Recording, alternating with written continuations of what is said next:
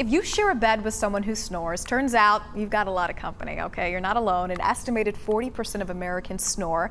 But when is it annoying and when is it a sign of something more serious? To answer those questions, we brought in Dr. David Winter from Baylor Scott & White. Always great having you in. Good to be here. And you've also brought your friend in here to kind of walk us through, first of all, what causes snoring? That's what I'm going to show you. So here's a model. I'm going to flip it around here. This is the nasal cavity. This is the mouth. And this tissue here is called the palate. If you don't have this and you swallow, all the food and liquid goes back into your nose. So this is important. But this is the thing that vibrates and causes snoring, which can be a real problem for bed partners. Well, luckily I sleep alone. But doctor, what can you do to stop it then, huh? Well, there are a lot of things make it worse. If you are a snorer and you're exhausted, you'll snore more loudly. If you drink a couple drinks of alcohol or take a sleeping pill, you'll be sedated more, you'll snore more. If you have allergies and your tissues are swollen more, hay fever, that makes it worse. If you sleep on your back, it makes it worse. Really? Yep. I thought that would be better because you're just breathing straight up. Sleep on your side, you'll snore less loudly. And then if you gain weight, it makes you snore more. I've seen people lose weight and their snoring gets a lot better. And then last, some folks just have a misalignment of their palate and their nose and their throat and their neck, and they're just more prone to snoring.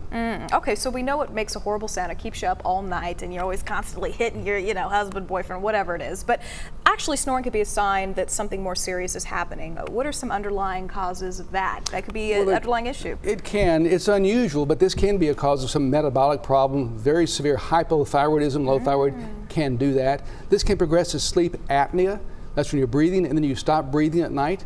When it's mild, it's not a big problem. When it's major, then you don't sleep well and you're drowsy all day long. You fall asleep easily in meetings, for example. That can be a bad problem. When it's really worse, it can cause heart problems. So sleep apnea is another worse consequence of some folks that snore. And that's because you stop breathing in the middle of the night. Correct. Is it easy for someone to catch themselves doing this? Or No. Very rarely will patients tell me that, but their partner will say, hey, he or she stopped breathing last night. Is it a problem?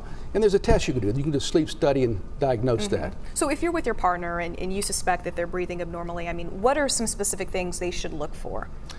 Well, the sleep apnea is one thing. If they're lying on their back, you can actually sew a tennis ball in the back of their nightgown. Then they can't lay on their back and they have to roll over. That works some. If you have allergies, fix the allergies. That can help. Watch the weight. That can help. Or here's the last idea. For the bed partner, get some earplugs. Well, those are some easy fixes there for sure. Sleep study though, man, I'm always intrigued about that because if you do live alone and you are concerned and you're very drowsy during the day, you got to take your health seriously. Yep, you can do a sleep study. You have to sleep in a lab all night. That's a problem there in its own self, but they do help. They help diagnose it. For sure. So let me ask you one final question, doctor. Does this guy have a name? I called it Fred after my dad. Fred after your dad. Yes. All right. He looks pretty handsome. I think you take after him. All right. Got the side part and everything. All right. Thank you so much, doctor. Thank you for those tips. Very, very important. Do not take them lightly. It's always great having you in studio. Nice to meet you. All right. That's Dr.